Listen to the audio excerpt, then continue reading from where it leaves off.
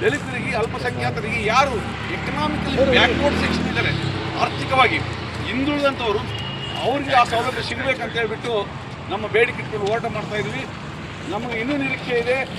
ಈ ಜಿಲ್ಲೆಯ ಜನಪ್ರತಿನಿಧಿಗಳು, ಮುಖ್ಯವಾಗಿ ನಮ್ಮ ಇನ್ಚಾರ್ಜ್ ಮಿನಿಸ್ಟರ್ ಅವರು ಮುತುವರ್ಜಿ ವಹಿಸಿ ಏನು ಅನ್ಯಾಯ ಆಗಿದೆ ಬಿಜಾಪುರ ಜಿಲ್ಲೆಗೆ ಅದನ್ನು ಸರಿಪಡಿಸ್ತಾರೆ ಅಂತ ಹೇಳ್ಬಿಟ್ಟು ಭರವಸೆ ಇಟ್ಕೊಂಡು ನಮ್ಮ ಹೋರಾಟವನ್ನು ನಾವು ಬೆಳೆಸ್ತಾ ಇದ್ದೀವಿ. ಧನ್ಯವಾದ sir. Thank you sir, thank you.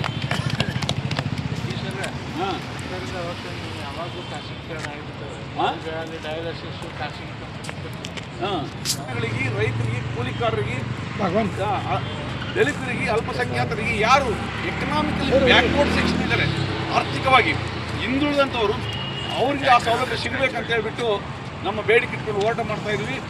ನಮಗೆ ಇನ್ನೂ ನಿರೀಕ್ಷೆ ಇದೆ.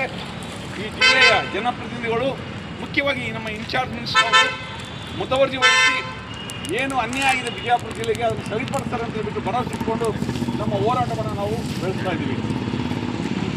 ಧನ್ಯವಾದ sir. Thank you sir, thank you. ಹಾಂ, ಯಾವಾಗೂ ಖಾಸಗೀಕರಣ ಆಗಿಬಿಡ್ತದೆ. ಡಯಾಲಿಸಿಸ್ ಖಾಸಗಿ ಕಂಪನಿ.